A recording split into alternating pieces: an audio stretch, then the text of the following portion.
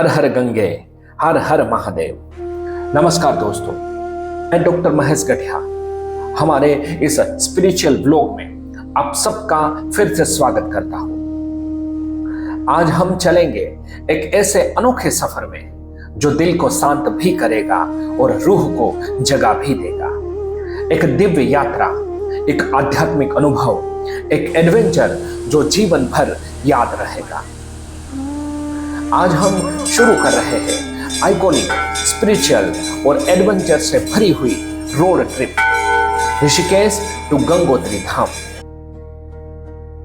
गंगोत्री एक ऐसा स्थान है जहां मां गंगा का उद्भव हुआ है, एक ऐसी तपस्थली जहां मानवी की तपस्या और भक्ति की शक्ति के आगे देवों ने भी सिर झुका लिया और स्वर्ग से उतरी पतित पावन मां गंगा। दोस्तों, ये सफर हमें सिखाएगा कि जिंदगी का मजा मंजिल में नहीं बल्कि उन पलों में है जिसे हम रास्ते में जीते हैं। और ये सफर मंजिल का नहीं, रास्ते का है। यहां मिलेंगे रियल व्यूज जो सिर्फ हम वॉलपेपर में ही देखते हैं। यहां होगा खतरनाक एडवेंचर जहां एक तरफ पहाड़ और दूसरी तरफ हजारों फीट गहरी खाई होगी। और सबसे जरूरी, यह मिलेगी आपको वो इनर पीस जिसे आप पाने के लिए शहरों में दौड़ रहे हैं, भाग रहे हैं। तो क्या आप तैयार हैं उस शक्ति को महसूस करने के लिए जिसे हम हिमालय कहते हैं?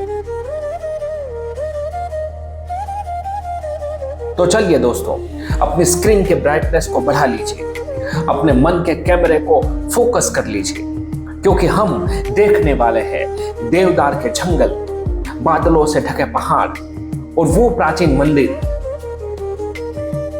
जो हजारों सालों से खड़े हैं हमारा स्पिरिचुअल रिसेट करने के लिए।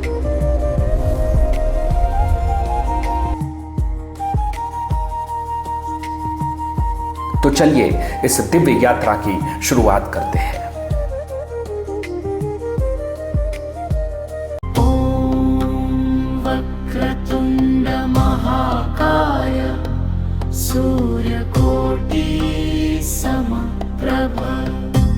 निर्विघ्नं कुरु मे देव, सर्वकार्येषु सर्वदा।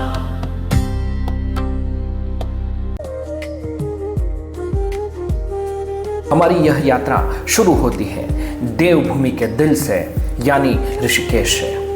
हमने सुबह 7 बजे ही इस यात्रा की शुरुआत कर दी थी। ऋषिकेश से गंगोत्री धाम की दूरी 268 किलोमीटर की है, जिसे पार करने के लिए कम से कम 10 से 12 घंटे लगते हैं। आज हम यह यात्रा ऋषिकेश से उत्तर काशी वाले रोड से करेंगे। यह रोड है नेशनल हाईवे नंबर NH 95।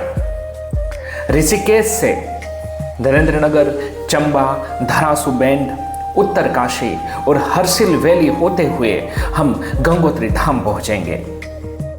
दोस्तों, यदि आप ऋषिकेश से गंगोत्री धाम की यात्रा करना चाहते हैं तो हमारा यह वीडियो आपको बहुत ही काम आएगा।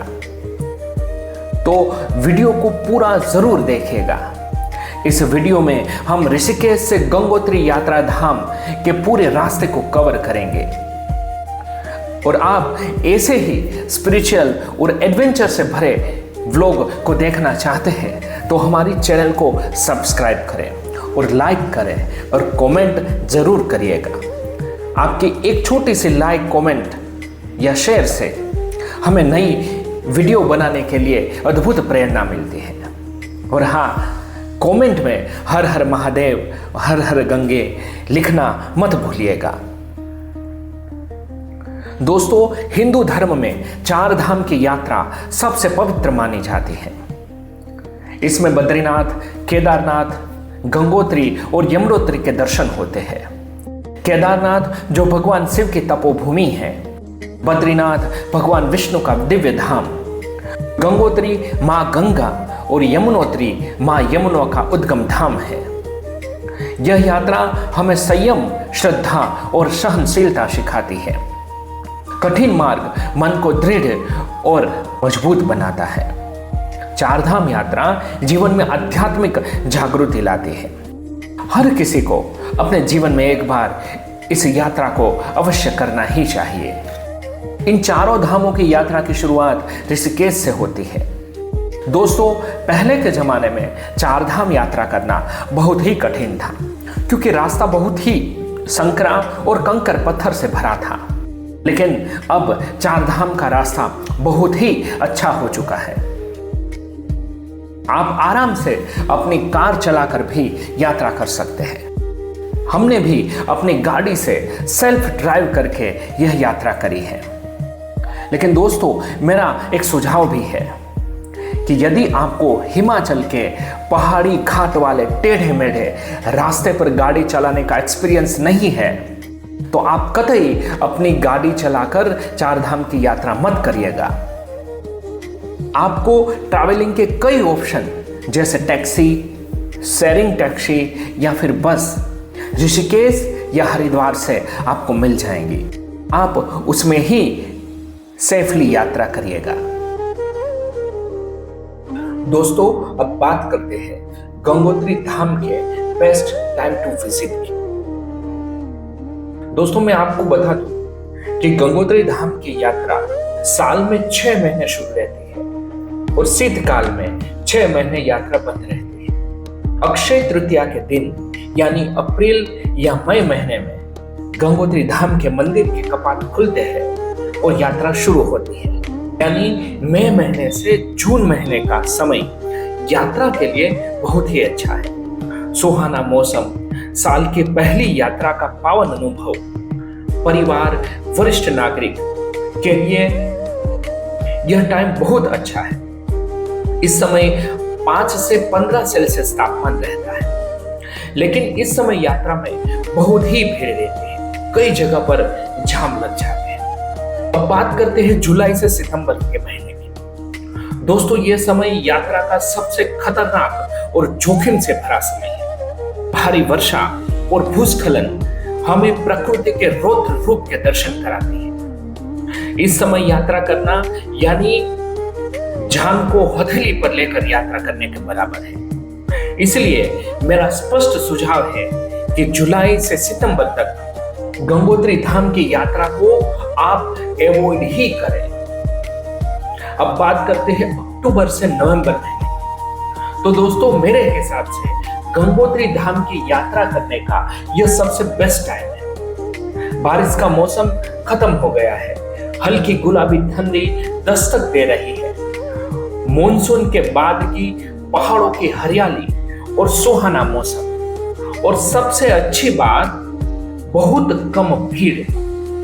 इसलिए अक्टूबर से मंदिर के कपाट बंद होने तक का समय गंगोत्री धाम की यात्रा करने का बेस्ट समय मेरे हिसाब से है। हमने भी इसी समय यात्रा करी थी।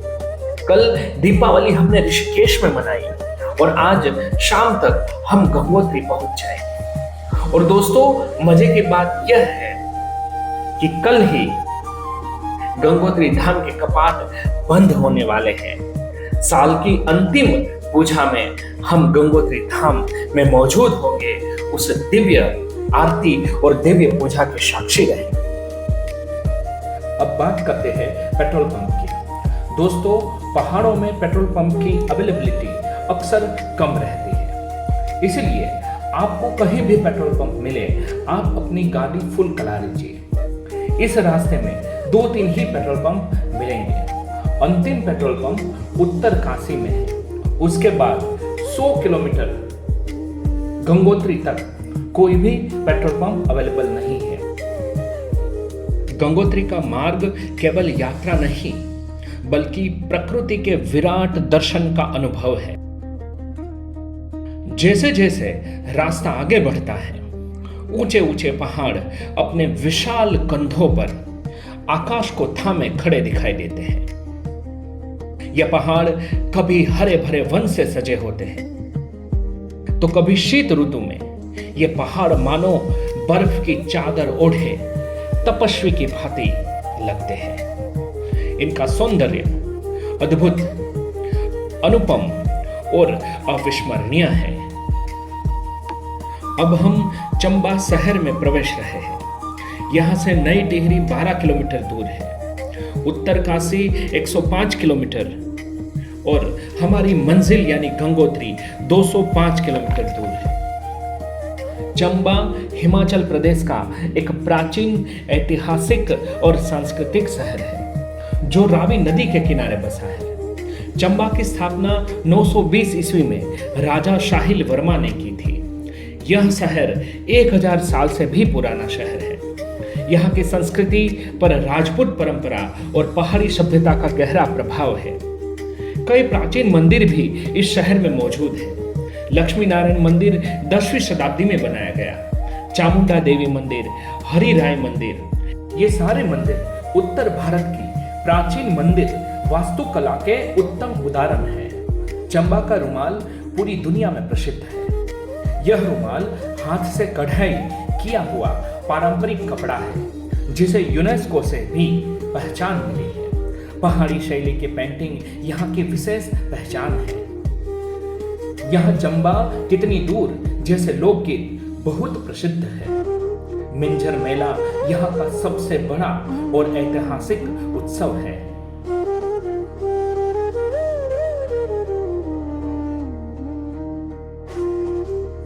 अब हम चंबा टनल में प्रवेश रहे हैं। यह सिर्फ एक टनल नहीं, यह चंबा की लाइफलाइन है। पहले इसी पहाड़ी रास्ते पर बारिश, भूस्खलन और संकरे मोड़ों की वजह से यात्रा बहुत ही जोखिम भरी थी। इसी समस्या का समाधान है ये चंबा टनल। यह टनल 2010 के बाद बनाई गई ताकि चंबा को साल भर सुरक्षित और कनेक्टिविटी मिल सके। इस टनल की सबसे बड़ी खासियत है यात्रा समय में कमी, आयात सेवाओं की तेज पहुंच और हर मौसम में सुरक्षित सफर। बरसात हो या सर्दी, यह रास्ता बंद होने का डर अब कम हो गया है। यह टनल चंबा शहर के नीचे बनाई गई है जिससे हम चंबा को बाईपास करके अपने रास्ते पर आगे बढ़ गए हैं।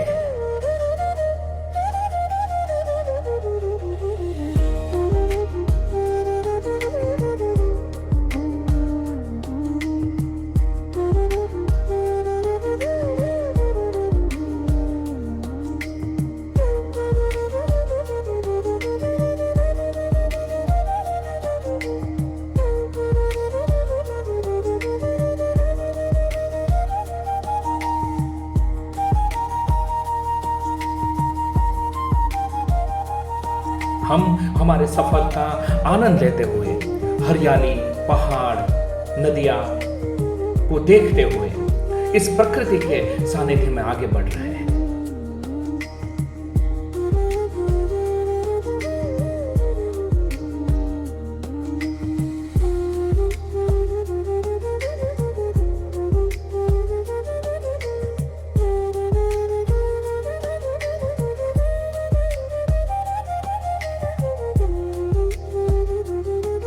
यहाँ पर हमने इन सुंदर पहाड़ों के बीच एक छोटे से होटल में होल्ड लिया। किसी भी यात्रा में पड़ाव केवल रुकने की जगह नहीं, बल्कि यह यात्रा के अनुभवों को और गहरा और यादगार बनाने वाला महत्वपूर्ण बिंदु है। लंबी यात्रा विशेषकर पहाड़ों में शरीर को थका देती है और जब आप मैदानी इलाकों से ऊंचे पहाड़ों की ओर आते हैं तो हवा में ऑक्सीजन कम होने लगता है और अल्टीट्यूड सिकनेस का खतरा बढ़ जाता है। इसलिए पहाड़ों की यात्रा में बीच बीच में रुकना चाहिए और पहाड़ों का आनंद लेना चाहिए, जिससे हमारा शरीर ऊंचाई के अनुसार खुद को ढाल लेता है। हमने सुंदर दृश्य को जीते हुए गर्मा गर्म चाय की चुस्की लगाई। अक्सर यात्रा के सुंदर दृश्य मंजिल नहीं बल्कि रास्ते में आने वाले पहाड़, नदी और जंगल होते हैं, जिसको अनुभव करते हुए हमें यात्रा करनी चाहिए। दोस्तों, अब हम आगे बढ़ रहे हैं चिन्याली सोड़ की ओर। जैसे जैसे हम आगे बढ़ते हैं पहाड़ों के रंग बदलने लगते हैं। ये घुमावदार रास्ते किसी सांप की तरह पहाड़ों को लपेटे हुए है। यहां की हरियाली देखिए, देवदार और चीड़ के ये घने जंगल मानो पहाड़ों ने हरी चादर ओढ़ रखी है। इस रास्ते पर ड्राइविंग करना किसी रोमांच से कम नहीं है।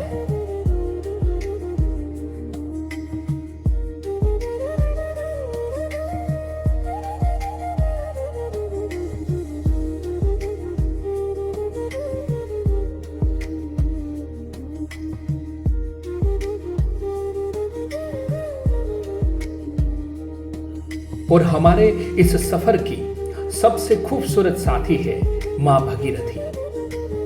पहाड़ों के बीच से निकलती हुई ये निर्मल नदी अपनी कल कल की आवाज से पूरे रास्ते को एक संगीत दे रही है। ये नीला पन्ना सा पानी और पत्थरों से टकराती उसकी लहरें, यकीन मानिए ये दृश्य आपको कहीं नहीं मिलेगा।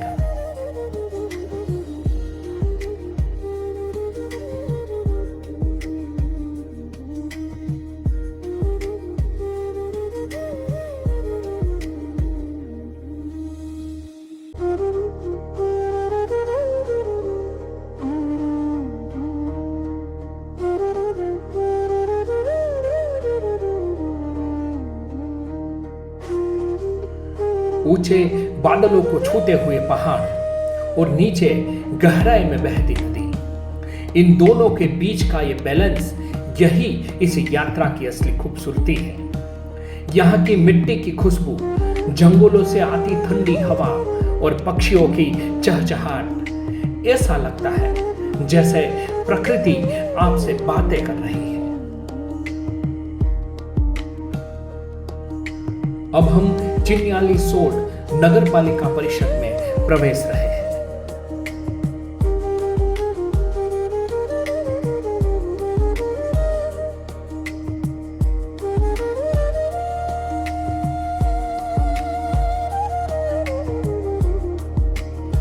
और देखिए, दाईं ओर नजर डालिए, यह है विशाल टिहरी झील का वो हिस्सा जो चिन्यालीसोड तक फैला हुआ है। शांत, स्थिर और फिरोजी रंग का यह पानी पहाड़ों के बीच ऐसा लगता है जैसे आसमान जमीन पर उतर आया हो। सड़क के किनारे किनारे चलती यह जलधारा इस सफर की थकान को पल भर में मिटा देती है।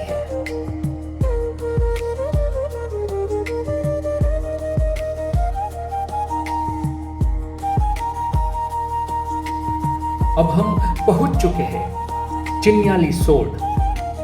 यह जगह प्रकृति और आधुनिकता का एक अनोखा संगम है। सामने फैली यह सुंदर घाटी और किनारे बहती नदी बताती है कि प्रकृति ने उत्तराखंड को कितनी फुर्सत से बनाया है, संवारा है, गढ़ा है। यहां रुककर एक कप चाय पीना और उन वादियों को बस निहारना, यही तो असली यात्रा है। यहाँ का जीवन शहर की भागदौड़ से दूर शांतिमय है। यहाँ के लोग आज भी अपनी जड़ों से जुड़े हैं। सुबह सुबह महिलाओं का घास के गट्ठर लेने आना और बुजुर्गों का धूप सेकते हुए हुक्का या गपशप करना, यहाँ की रोजमर्रा की तस्वीरें हैं। यहाँ की बनावट में अब पक्के मकान आ गए हैं, लेकिन पुरानी शैली के पत्थर और लकड़ी के मकान, जिन्हें कोठी कहते हैं, आज भी यहाँ की पहचान है। संस्कृति और परंपरा यहाँ के जीवन का आधार है। यहाँ के लोग नाग देवता और मां शक्ति के अनन्य भक्त हैं। मेलों और त्योहारों के समय यहाँ का पारंपरिक पांडव नृत्य और थड़िया चौफला नृत्य देखने लायक होता है। महिलाओं का पारंपरिक आभूषण जैसे नथ और गुलबंद यहाँ की शान है। यहाँ की बोली गढ़वाली में जो मिठास है वो आपको तुरंत अपना बना लेती है। अजी नथी आयो बटा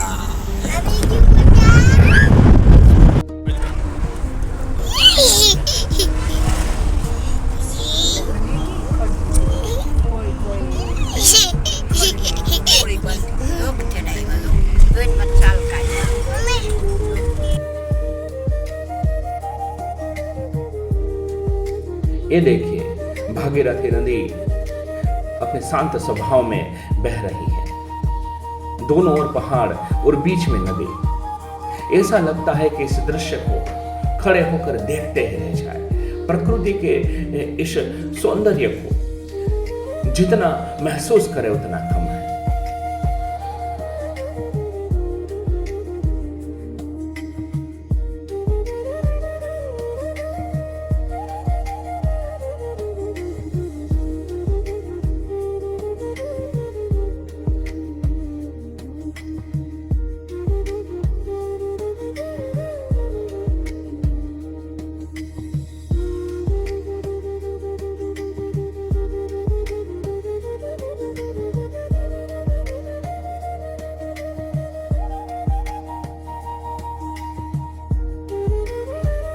यहाँ से उत्तर काशी अब 34 किलोमीटर, हर्षिल वैली 103 किलोमीटर और गंगोत्री 124 किलोमीटर दूर रह गया है। दोस्तों, अब हम पहुंच चुके हैं धरासू बैंड। यह एक ऐसा पड़ाव है जहां यमुनोत्री और गंगोत्री के रास्ते अलग होते हैं। सीधे गंगोत्री का रास्ता है और यहां से बाईं ओर मुड़ने से आप यमुनोत्री तक पहुंचेंगे। अब हम उत्तर काशी की ओर आगे बढ़ रहे हैं। धरासू से उत्तर काशी के बीच का यह रास्ता भागीरथी नदी के बिल्कुल साथ साथ चलता है।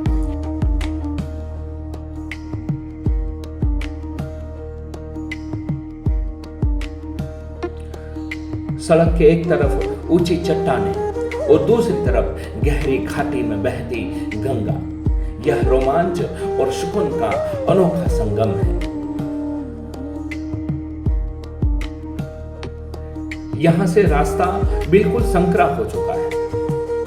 पहाड़, नदी, जंगल और संकरा रास्ता मानो अद्भुत रोमांच और एडवेंचर का महसूस करा रहा है।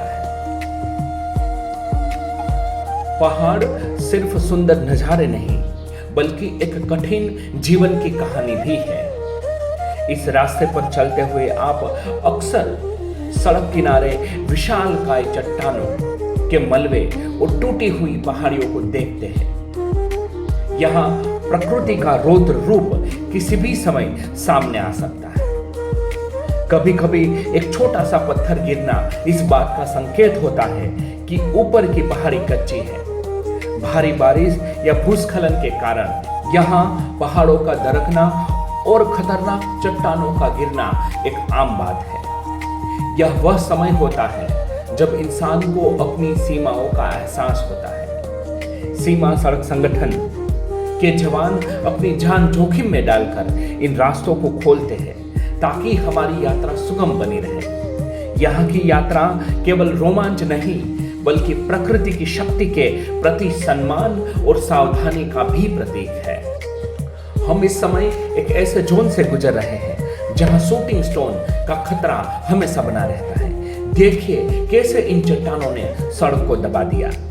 पहाड़ों की इस यात्रा में रोमांच तो होता है पर अलर्ट रहना सबसे ज्यादा जरूरी रहता है। यहाँ की टेढ़ी मेढ़ी सड़कें और ये दरकते पहाड़ हमें याद दिलाते हैं कि हम कुदरत के सामने कितने छोटे हैं। इसलिए यहाँ फोटोग्राफी से ज्यादा अपनी सुरक्षा पर ध्यान दें।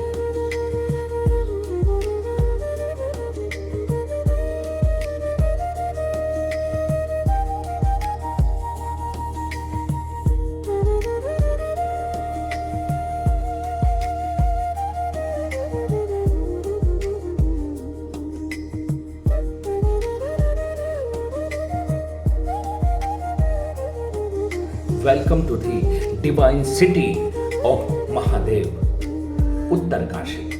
अब हम उत्तर काशी में प्रवेश चुके हैं। अब हम उत्तर काशी टनल में प्रवेश रहे हैं।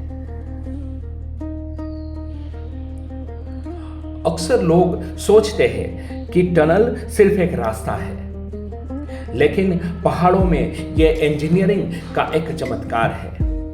इस अंधेरे गलियारे के उस पार हमारे लिए इंतजार कर रही है पहाड़ों की काशी। बस कुछ ही सेकंड और हम होंगे उत्तर काशी की पावन धरती पर। और ये देखिए, अंधेरे को चीरते हुए हम बाहर आ गए हैं। टनल से बाहर निकलते ही सामने दिखता है वरुण पर्वत और नीचे बहती कलकल करती गंगा। उत्तर काशी शहर आपका स्वागत कर रहा है। उत्तर काशी को पहाड़ों की काशी कहा जाता है। यह शहर जितना सुंदर है उतना ही इसका इतिहास गहरा और संस्कृति समृद्ध है। जिस तरह वाराणसी गंगा के किनारे बसी है, ठीक वैसे ही उत्तर काशी भी भगीरथी के तट पर वरुण पर्वत की गोद में बसी है। उत्तर काशी का इतिहास सदियों पुराना है। स्कंद पुराण के केदार खंड में इसका वर्णन वाराणसी के समान ही पवित्र माना जाता है। यहाँ का सबसे बड़ा आकर्षण है बाबा विश्वनाथ का मंदिर, जिसे हम रिटर्न आते समय एक्सप्लोर करेंगे। यहाँ की संस्कृति यहाँ के पहाड़ों जैसे ही सरल और शुद्ध है। उत्तर काशी के लोग कंधार देवता और नागेंद्र देवता को पूजते हैं। माघ मेले के दौरान यहाँ पूरा शहर लोक संगीत और रासो तांदी नृत्य में डूब जाता है। यहाँ की गढ़वाली बोली में अपनापन है। उत्तर काशी केवल एक शहर नहीं बल्कि साधु संतों की तपोभूमि है। यहाँ के आश्रमों में आज भी आपको वो शांति मिलेगी जो दुनिया के किसी शोर शराबे वाले शहर में नहीं मिलती। यहाँ पर आप रुककर वोल्ट भी ले सकते हैं। यहाँ से गंगोत्री सिर्फ 100 किलोमीटर होता है। यहाँ पर आपको कई सारे होटल, होम स्टे मिल जाएंगे आपको रहने के लिए।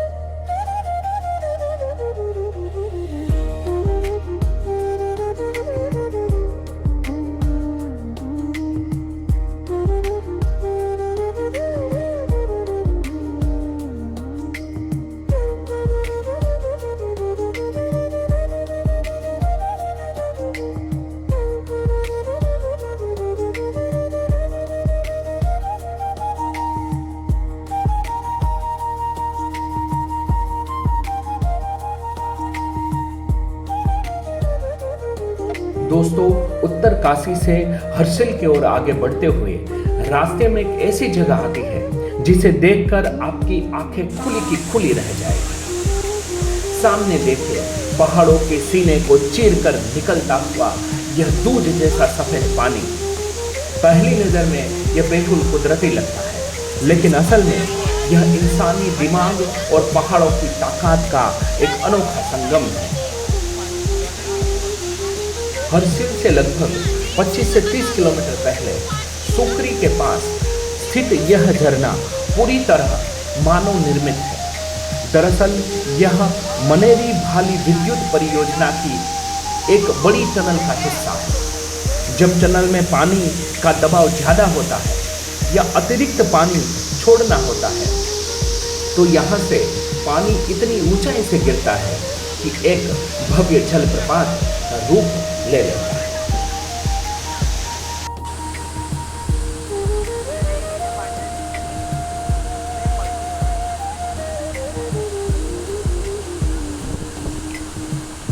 यह सड़क के किनारे खड़े होकर जब उसकी फुहारें आपके चेहरे पर पड़ती है तो सारी थकान मिट जाती है। यह जगह अब यात्रियों के लिए एक मुख्य सेल्फी पॉइंट और रेस्ट स्टॉप बन चुकी है। यहाँ की आवाज इतनी तेज है कि आपको अपनी बात कहने के लिए चिल्लाना पड़ता है। देखिए कैसे यह पानी नीचे भागीरथी नदी में जाकर मिलता है।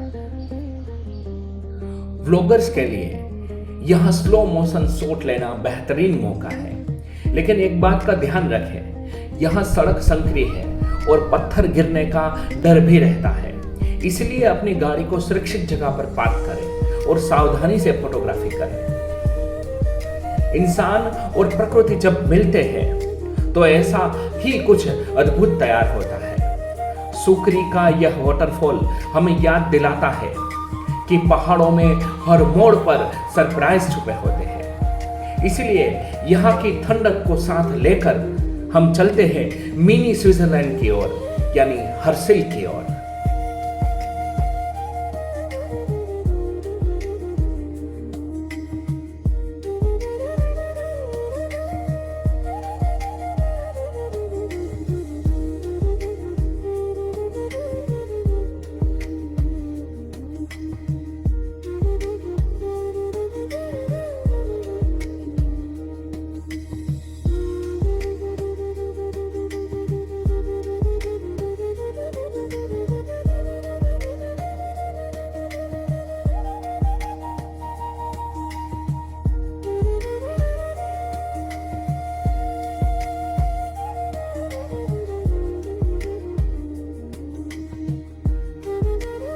सुकरी से हर्सिल तक का सफर इस पूरी यात्रा का सबसे खूबसूरत हिस्सा है।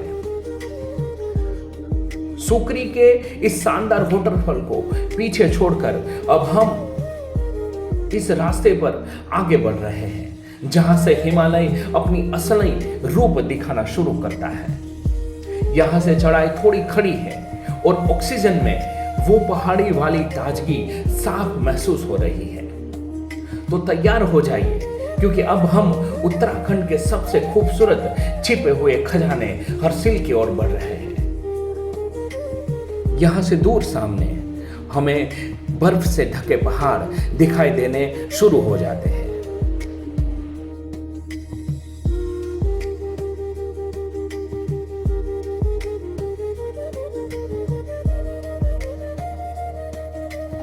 सामने पहाड़ में पुरानी बंद पड़ी हुई टनल भी दिखाई दे रही है। रास्ता संकरा है, दोनों तरफ पहाड़ और बीच में भागीरथी के साथ छोटा सा रास्ता, संकरा सा रास्ता। अद्भुत आनंद और रोमांच दोनों एक साथ महसूस हो रहे हैं। इस रास्ते पर गाड़ी चलाना आपकी ड्राइविंग की असली परीक्षा है, क्योंकि आप देख सकते हैं पहाड़, नदी और यह संकरा रास्ता कितना खतरनाक, कितना सुंदर और कितना रोमांचक, अद्भुत, अविस्मरणीय। यह इतना संकरा रास्ता है कि आपकी ड्राइविंग करने की थोड़ी सी भूल जानलेवा हो सकती है। इसलिए ही कहते हैं कि पहाड़ों पर अनुभवी ड्राइवर ही इस रास्ते पर गाड़ी चला सकते हैं। यदि सामने कोई दूसरी गाड़ी आ जाए तो उसका क्रॉसिंग करना भी बहुत मुश्किल हो जाता है। इतना संकरा रास्ता है। जरा सी चूक आपकी गाड़ी को हजारों फीट गहरी खाई में धकेल सकती है। पहाड़ का ये कठिन रास्ता और हमारा जीवन दर्शन एक दूसरे के प्रतिबिंब है। जब आप ऋषिकेश से गंगोत्री के कठिन रास्ते पर चलते हैं तो वह केवल एक यात्रा नहीं होती, बल्कि जीवन जीने की एक गहरी सीख भी होती है। दोस्तों, पहाड़ हमें सिखाते हैं कि हर ऊंचाई अपनी एक कीमत मांगती है। जीवन में जब आप बड़े लक्ष्य की ओर बढ़ते हैं तो चुनौतियां बढ़ जाती हैं। अगर रास्ता कठिन लग रहा है तो समझ लीजिए कि आप किसी ऊंचे शिखर की ओर बढ़ रहे हैं। बिना थके, बिना संघर्ष के मिली जीत का कोई आनंद नहीं होता। पहाड़ों में कभी भी ऊपर से पत्थर गिर सकता है। जीवन भी कुछ वैसा ही है। आप कितनी भी प्लानिंग कर लें, कुछ चुनौतियां अचानक और अनअपेक्षित ही आ जाती है।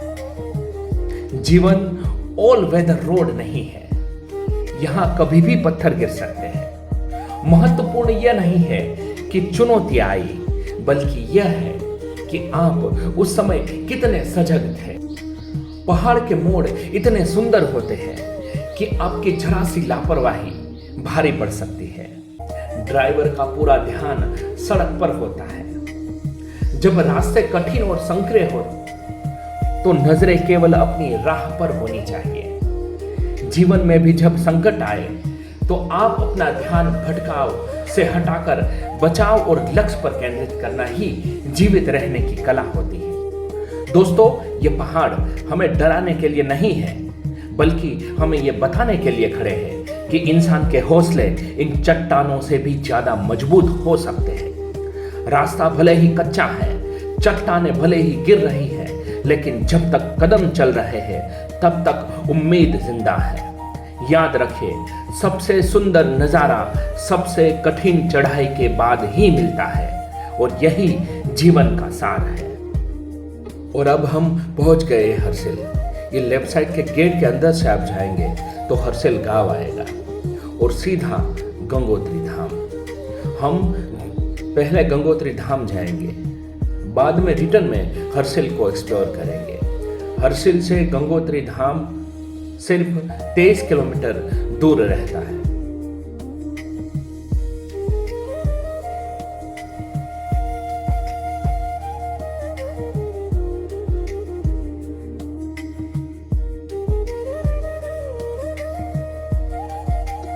हम हर्षिल से आगे बढ़ रहे हैं। रास्ता एकदम मनमोहक है। भगीरथी के एकदम तट पर हम भगीरथी के साथ साथ आगे बढ़ रहे हैं। देखो कितना अद्भुत नजारा है। बड़े बड़े पेड़, पास में चलती भगीरथी नदी, ये घुमावदार रास्ते, और हम, कितना अद्भुत दृश्य है।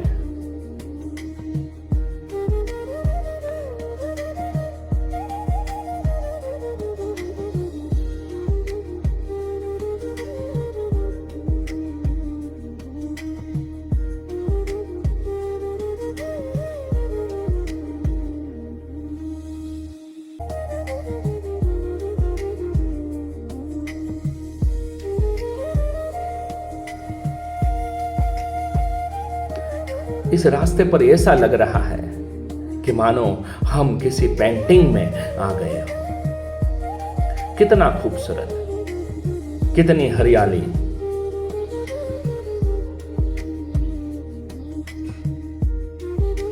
प्रकृति केवल देखने की चीज नहीं है, यह महसूस करने की चीज है, क्योंकि यह हमारा अस्तित्व है। हम जो ऑक्सीजन लेते हैं, जो पानी पीते हैं और जो भोजन हम खाते हैं, वह सब प्रकृति की देन है। गंगोत्री जैसी जगहों पर जाकर जब हम गंगा के शुद्ध जल को देखते हैं तो एहसास होता है कि प्रकृति कितनी निस्वार्थ भाव से हमारा पोषण कर रही है। आज की भागदौड़ भरी जिंदगी में तनाव एक आम बात है और प्रकृति इसका सबसे बड़ा इलाज है। पहाड़ों की ये शांति, नदी की कलकल और देवदार के वनों की खुशबू हमारे दिमाग को रिसेट कर देती है। वैज्ञानिक भी मानते हैं कि प्रकृति के बीच समय बिताने से तनाव कम होता है। प्रकृति हमें बिना बोले बहुत कुछ सिखाती है। एक पेड़ को बड़ा होने में सालों लगते हैं और नदियां हजारों सालों से अपना रास्ता खुद बना रही है।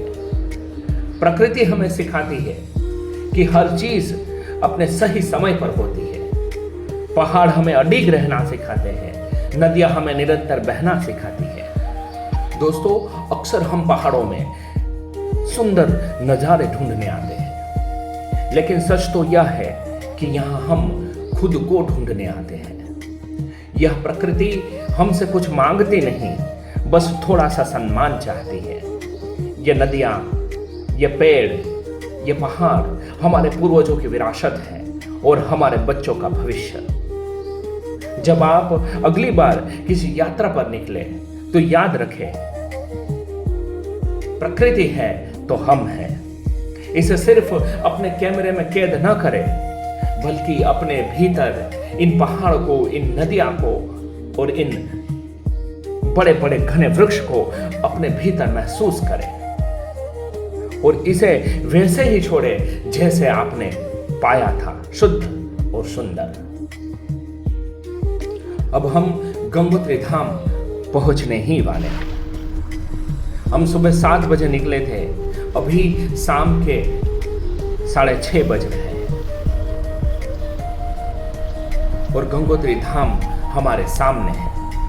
हमारे इस व्लॉग को यहां पर ही हम खत्म करते हैं। अगले व्लॉग में हम गंगोत्री धाम की रात्रि की आरती के दिव्य दर्शन करेंगे। बने रहिए हमारे साथ। हर हर महादेव, हर हर गंगे।